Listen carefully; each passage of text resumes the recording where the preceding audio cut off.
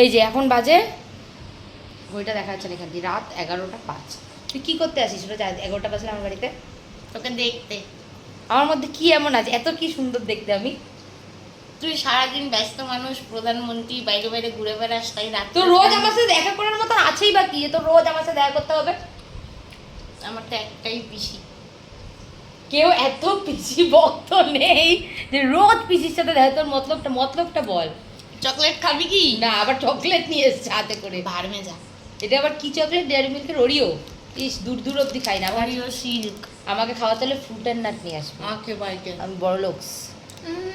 নিজে তো খাওয়াই না কোনোদিন, ক্যামেরাটা এখন করছিস না কেন এরকম? নিজে তো কোনোদিন 2 টাকার চকলেটও খাওয়ালি না আমার। না, তুই খেয়ে খেয়ে বড় হয়ে গেলি আমার কাছে।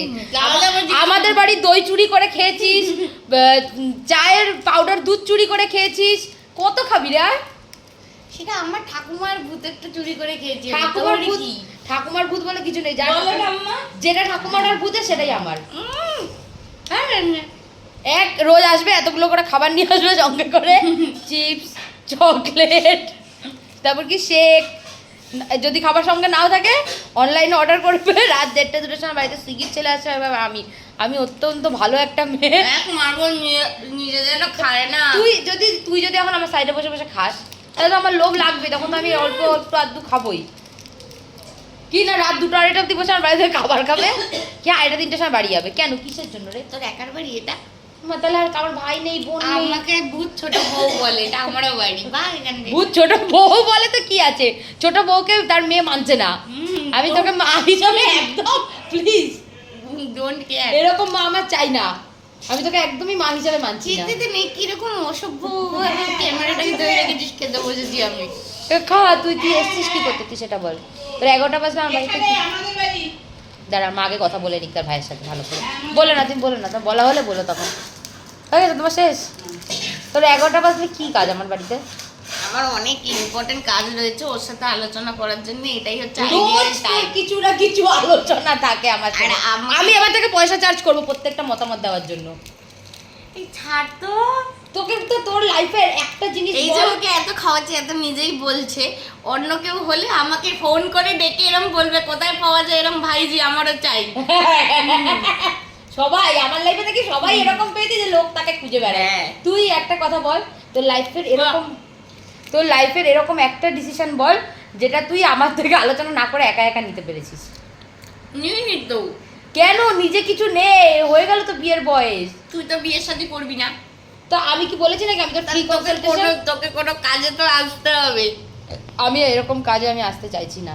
তো রোজ এই 11টা বাজলে তুই কে ডিসাইড করে তুই আসতে চাই? কেউ চেয়েছে তোর মতামত, কেউ চাইনি তো তোর রোজ 11টা মতামত। বাজলে তুই আমার বাড়ি এসে হাজির হবি। I don't like that. আমি রোজ আসবো, আমি আজকে 25 বছর ধরে আসছি, আমি আরো 25 বছর ধরে আসছে, মানে মানুষকে বিরক্ত করে দিয়েছে।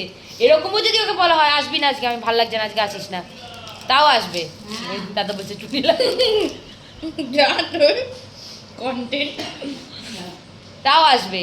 মুখের দরজা বন্ধ করে 3 মিনিট দাঁড় করে রাখলে 3 মিনিট ধরে ডেকেই যাবে। আরে খোল এবার, লজ্জা হয় না? তোর বাড়ি নাকি? কার বাড়ি? ওই সাপোর্টটাকে ভূত লিখে দিই বাড়িটা তোর নামে। ভূত বলে দিয়েছে যে ভূত আর পেতনির তাই এই কথাটা মা আসলে বলবো, এই কথাটা আমি মা আসলে বলবো। আমি ছিলাম না ঠাম্মাই সবার মধ্যে, আমি ক্যামেরায় রয়েছে, আমি বলিনি।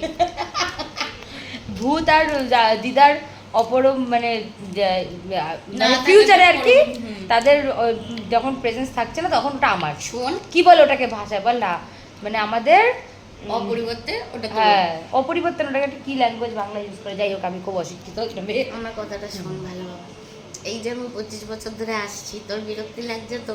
আর 5-6 বছর কিছু পরে করার আছে কি তার জন্য আমার বিয়ে বিরক্তি হয়ে লাগবে? যখন আমরা চলে যাবো তখন তুই এটাই মিস করবি, তখন ফোন করে বলবি যে রিকি বেশি দূরে যাস না, তুই কাছে আয় কাছে ও আয়। বিয়ে হয়ে আমাকে শান্তি দেবে না বলেছে, আমার বিয়ে হলেও আমার সাথে গিয়ে থাকবে। এক মুখোমুখি ফ্ল্যাট নিয়ে নেবো।